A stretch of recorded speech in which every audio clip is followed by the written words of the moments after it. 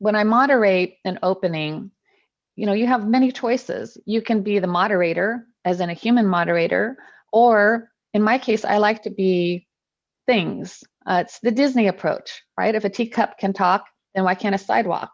Or in this case, an actual person. I was a duck boat captain. You think, well, how did you figure that out? Did Artemis tell you to do that? Well, no, although I told her I wanted to be something, and I told her my choices. I thought of being the wheel, I thought of being the axle, I thought of being the duck boat, I thought of being the bus. Ultimately, 2 days before, I thought, oh, I want to be the captain. And so we got Amazon involved and got me a captain's hat and a duck whistle.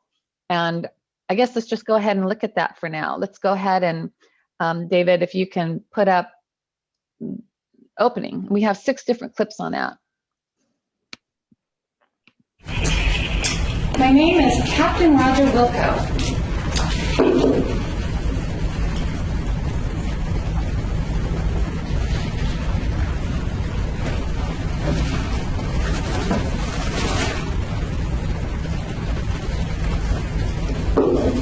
It's September 24th, 2015, and I'd like you to join us on a duck ride.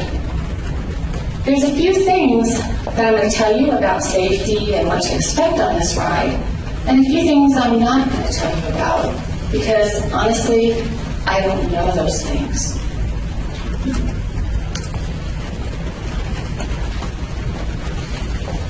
I do know that the duck boat was used in World War II in the 1940s.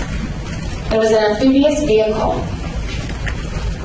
I also know that a gentleman named Robert McDowell turned the duck boats into entertainment vessels. Vessel that we're going to be riding today. Now, Mr. McDowell came into this business because his father bought it in Branson, Missouri. He was in medical school at the time and dropped out to take on the business. And he learned it from bottom up, and he took it beyond.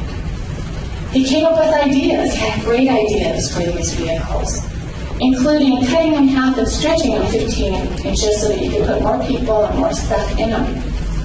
He patented concepts like putting a rubber boot over an axle housing. He was a very smart man if he was working on a car, maybe in his garage.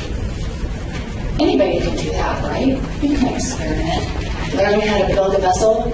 You're not a mechanic, you're not an engineer, but you can do that. That's allowed in this country, and that's a great thing. But he wanted to put this on the public streets. So what did he do to make that right? I thought this is a good time for Randi maybe to talk about when you're going to go in character. I've seen other people do that. For me, as a mom, I used to tell my kids stories all the time, still do, and act them out. Also, as I said, it's Disney. But there's not a lot of preview. There was no explanation that I was going to be the duck captain. I just was. I didn't say, well, I'm going to now be the duck captain, and I'm going to tell you the story in the duck captain's voice. Don't get offended. I'm not making light of this. This is a serious case. You don't have to. This is a very serious case. People died, and 70 people were injured, seriously. So this is a serious case, and I am taking on the persona of something else. So maybe Randi can talk about that. Imagine the poor jurors. They've been brought from their homes into this courtroom where it's an unfamiliar place, and they're looking around and saying, who's going to explain this brave new weird world to me? Here's a bunch of guys sitting at those tables in suits that look like lawyers.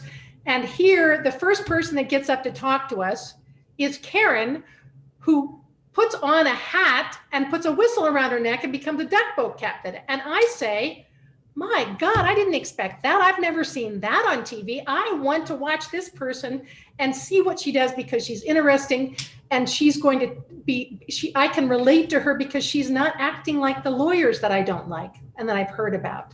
And so just by doing something different, you attract the attention of the jurors, and they say, oh, when I look for an explanation, this is the person I'm going to, the person who is not the lawyer and who's talking in simple terms and is really interesting. And this kind of technique in doing opening is sometimes you want your opening to have a point of view. And you can tell it from, I mean, there's so many things to choose from: the victim's point of view, from the victim's mom who gets the horrible phone call in the night, from, I saw somebody give, in actually a trial practice class, give the opening from the standpoint of a fetus in utero who you could read the strips and how it was crying out for help. And that's what the strips were saying, to talk about the little baby in the womb. Please help me, I can't breathe. Don't you see what this means? So powerful to tell it from a point of view, and so attention grabbing. And so it was wonderful. And I would do it exactly the way Karen did it, which is to not say, and now I'm going to pretend like I'm so-and-so. You just do it, and now you capture their attention for the whole rest of the trial. So there you go. Artemis. What I love is watch throughout these clips Karen's tone. She isn't being overly dramatic on this. She's, you know, as she does step into this character, she's not being hokey about it. She's not, it's just, and she's so respectful in the way, Karen, that you did it. It was just like, you weren't trying to over dramatize it. You're like, you know, there are things, some things I just don't know.